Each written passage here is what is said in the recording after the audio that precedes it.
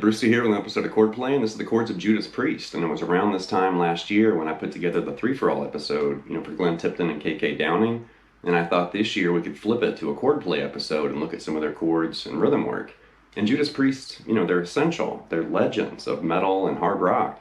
And they formed in Birmingham, England in 1969. They've sold over 50 million albums worldwide. And they literally, when they erupted in 1980 with British Steel, they influenced the entire world. Everybody stopped and took notice what Judas Priest was doing, and they've just dominated hard rock and metal ever since.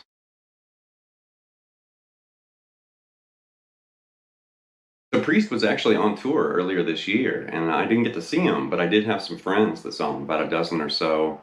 I had some friends in Chicago and some other friends that saw him in Louisville, and apparently Priest just stole the show when they hit the stage. And then they had to back out of that tour because Richie Faulkner, had an emergency, surgery and some health issues. So for the modern Priest fans out there, don't worry. I have something special, planned for Richie Faulkner. But this episode, since this is, the first time we've looked at Judas Priest, this is going to be the classic stuff. And I'm going to serve up kind of my favorite era of Priest first. And the early days are great. I mean, the Sad Wings of Destiny album and Dreamer Deceiver and all that stuff. But I really love Judas Priest right after British Steel. Don't get me wrong, I love that album.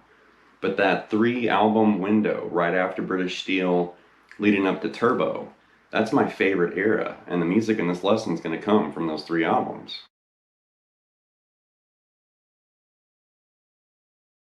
For the opening, that was Electric Eye from the album Screaming for Vengeance, and that's something like this.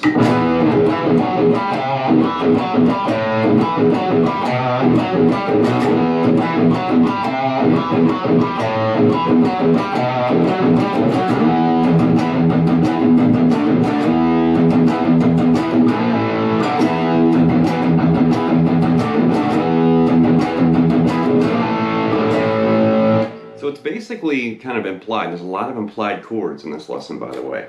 But it starts off with that slid power chord, and you're technically coming out of the Hellion into Electric Eye. But you're kind of doing this, slid E5 power chord, and then there's a lot of implied chords, like I said. And after that, slowly you're basically doing this.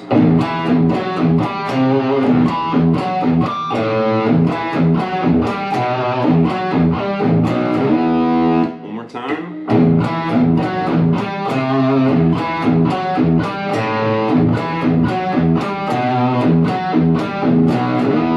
So you hit that E power chord, then it's kind of an implied, E, then it's kind of implying C, and then A, and then B. So it's just implied once again.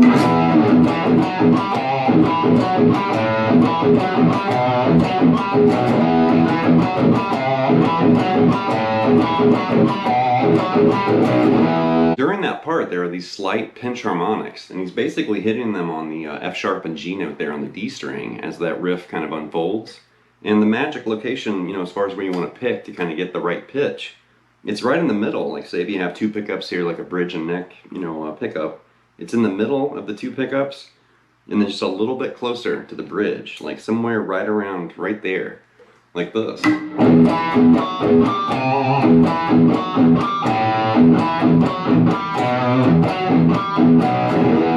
you just kind of hear it just for a split second, just a slight pinch harmonic on that F sharp and G, like this.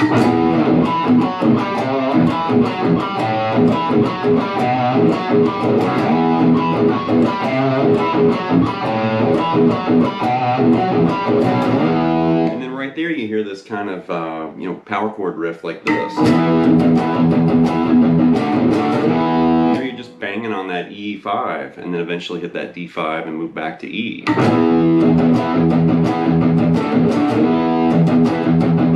And right here you're going to move down to open position and grab this partial A, and you're going to slide to that partial B flat and then back to that A, to the open D and G for an implied G, like this. Right? And he's kind of toying with the flat 5, that B flat right there, which gives it that kind of darker sound, which is so cool.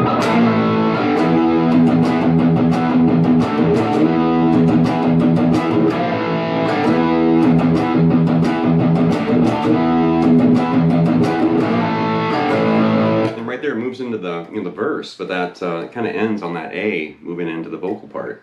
But one more time here, classic riff.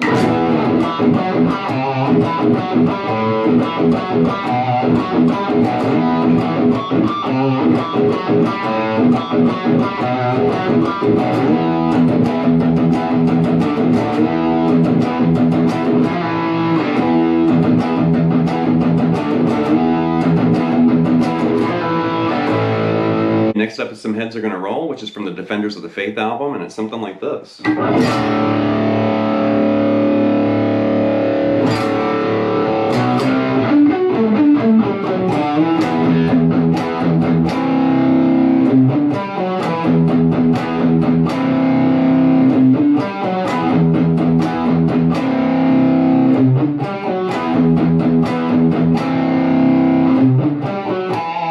Highly influential. You got to think that came out in 1984, and it influenced tons of bands and guitarists right after that.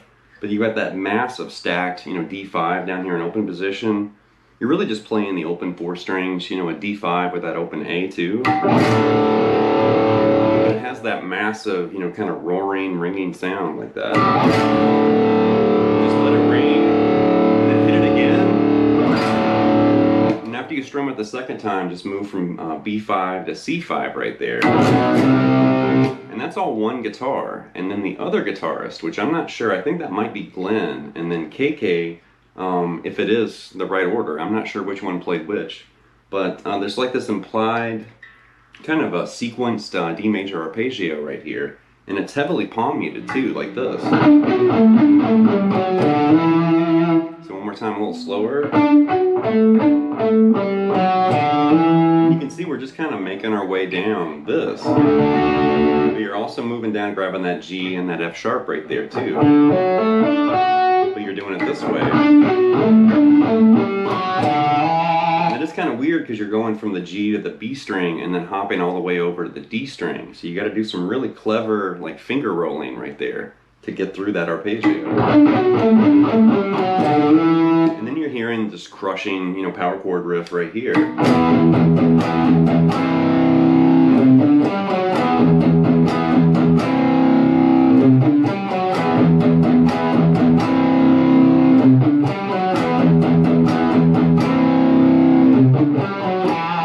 So it's an E5 and you're just banging on it right there. Right there we've seen tons of augmented chords, especially during Metal Month and other lessons. But that's E augmented, you're raising the 5th right there. And then you got this little 4-note kind of tag right there. That's C, D, G to F sharp.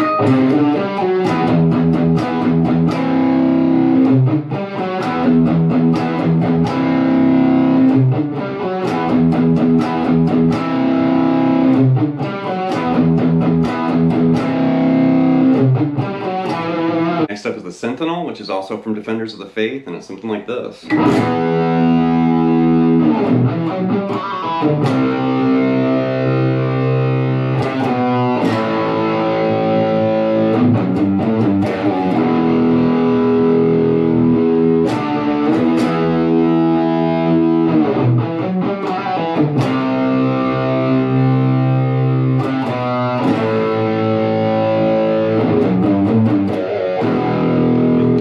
Riff, but it's just there's so much authority and this kind of aggressive sound when you hear that. It just grabs your attention.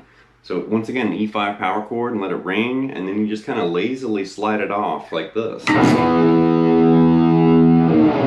then right there you're going to basically grab this kind of melodic single note phrase, this B to E, and you're kind of dancing along that D string and grabbing that F sharp and G, and you're creating this. And then right there you want to grab that D note there on the A too at the end. And then you're moving to a C power chord right there, a C5, and let that ring. was out of tune. There we go. And then your single notes there, C to B. And an A power chord right there, and let that ring. And then you've got this. And that's just, you know, E, F sharp, G, A, G, a slight bend on that F sharp, and then end on that E5 right there. Do it all again.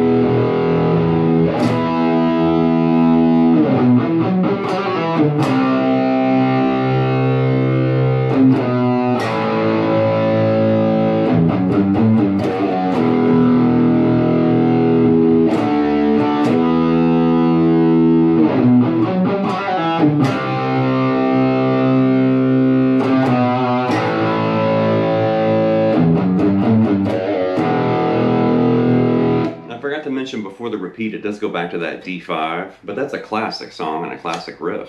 Okay, up next is the title track from Screaming for Vengeance with Screaming for Vengeance. Something like this. One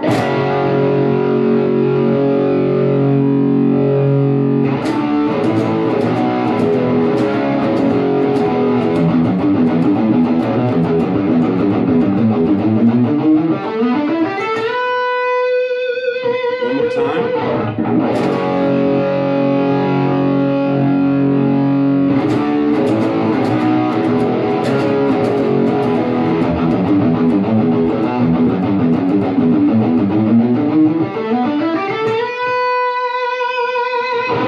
Something like that. So it opens with this giant sounding chord, and I've seen this written or transcribed, you know, like in books, but they usually just write an F sharp, you know, power chord right there, F sharp 5.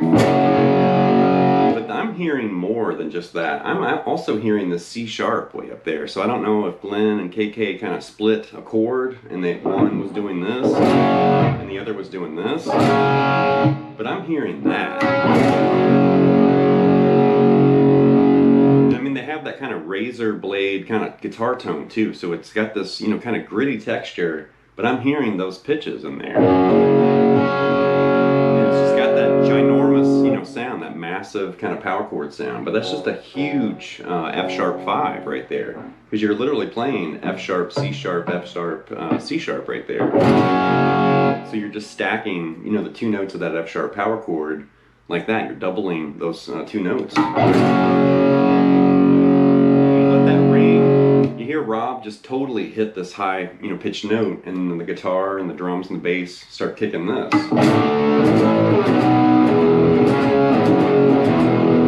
So that's literally one D and then two A's and two B5s right there, two E's, and then two C sharp 5s, and then two F sharps, and then two E5s.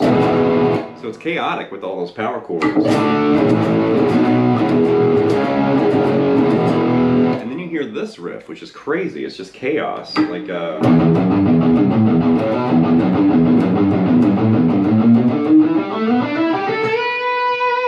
so really slowly it's this.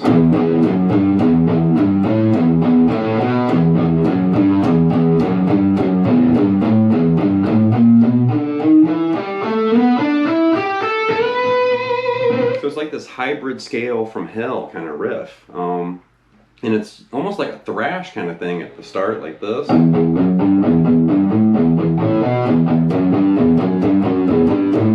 then you're basically moving to this G and A right there, and you hear that shift from you know, G to A, and then you start moving up chromatically right there, which is where it kind of turns into like a hybrid scale.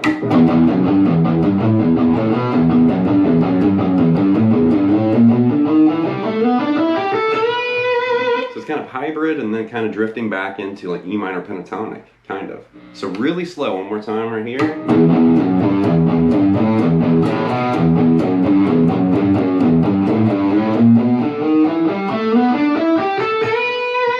Kind of ending with that bend to B right there. So one more time with that crazy, you know, finger twister like this.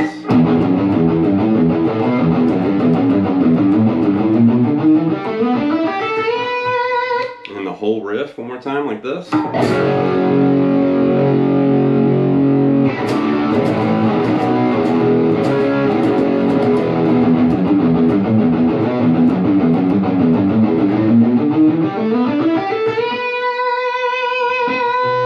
Okay, up next is Bloodstone from the Screaming for Vengeance album, and this is really cool. Something like this.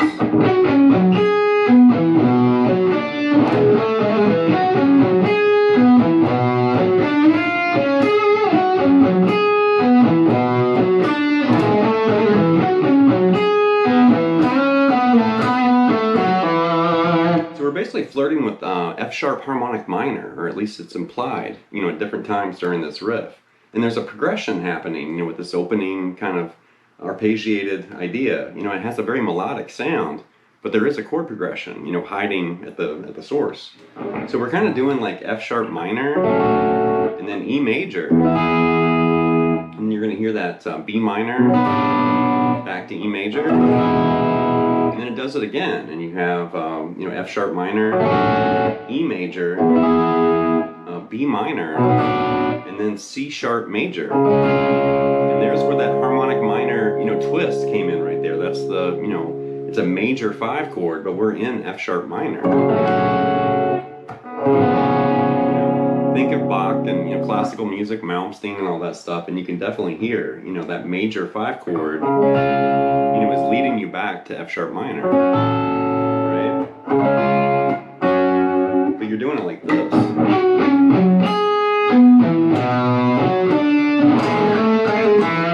So there's that little piece of F-sharp minor, but it's just this. And then this is a little piece of E major right there. And you're stopping on that B because it's moving to B minor, right? There's a little piece of B minor right there, just 3 notes of it, the root, the 5th, and the minor 3rd. And then a little partial E major. Right? You're kind of adding that that sus4 in there, that A note. And you want to start it again. Go back to F sharp, little piece of E, B minor, and then right there you're going to basically slide this D note all the way up to this F. Grab that C sharp, and you're also going to grab this G sharp right there. So it's implied C sharp major, but there's just enough of it, to kind of sound that harmonic minor tonality. So that first half is something like this.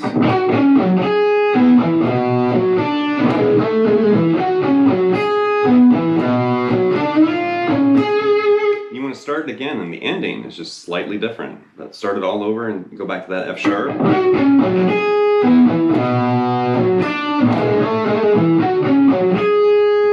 Here, when you get to that kind of partial E, you're kind of coming down that partial E, and you want to slide that B to C sharp, kind of end it that way, and then it moves into another riff. But I love that opening, it's just so cool.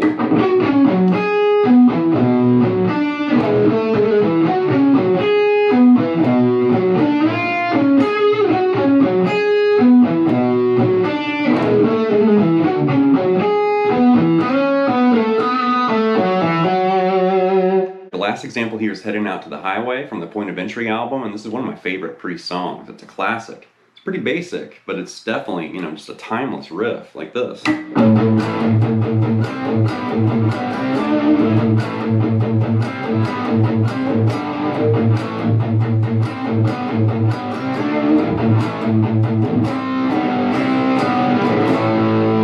Just all kind of partial chords and just banging on that open A string. We've got an A power chord right there.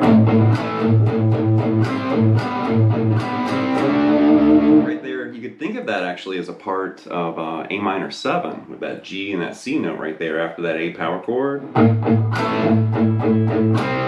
then you're going to move back to that B note, so that's a partial G, like a G over A. Right there, you're going to do that partial G, back to that partial A minor 7.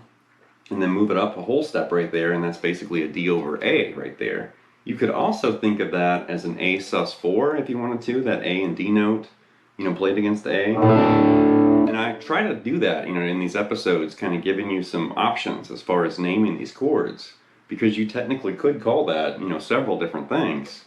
But I like to actually relate this back to, that root note, that A note. So there's that A5, A minor 7 implied, G over A, and then A sus4. Or you could think of that as D over A. You could also think of that as C over A, like C5 over A.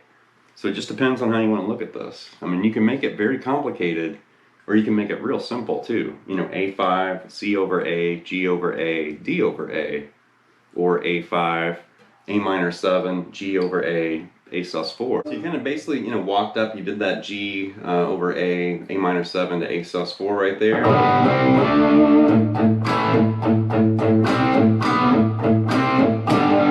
So right there, you're kind of moving between that A minor 7 and, G over A, and eventually you do move over to this, and that's, once again, part of that G power chord, but it's G over D now, because you're really just grabbing that D note and that G just for a second right there, like this. A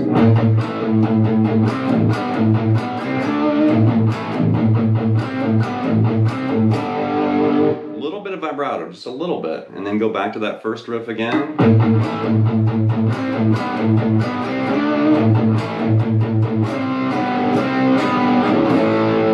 And the last time you're really just kind of moving back and forth between that A minor 7 and that G, and then move into the verse with that A power chord. But the whole riff one more time, a classic, timeless guitar riff from Priest.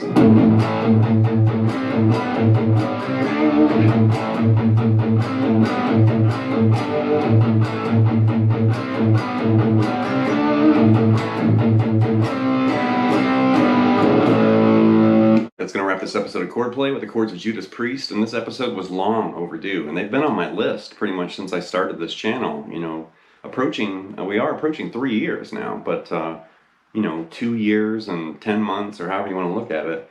But I have had Priest on my list forever, and I did, like I mentioned earlier, kind of hit Glenn Tipton and K.K. Downing last Halloween or last Metal Month, and we looked at licks. And then when this, Metal Month was approaching, or October was approaching, I thought, I have to hit Judas Priest because we haven't been here yet. So anyway, legendary band, very essential, very important. And as I mentioned earlier, they were on tour earlier this year, which is so awesome. And I'm totally a fan. Definitely, I'm a big Glenn Tipton fan. There's just something about Glenn. I mean, he's just like a world-class, metal guitarist. And I love KK, definitely love Richie Faulkner too. The whole band, Rob Halford, a legendary frontman and vocalist, influenced, just legions of, metal vocalists after him. So definitely this is a super important band, pioneers, and they kind of shaped and reshaped, hard rock and metal, and just, literally just kind of passed that torch, as they moved along. So leave some feedback and comments, and please subscribe to Late Night Lessons, and I'll be back before you know it with more content and material. Thank you.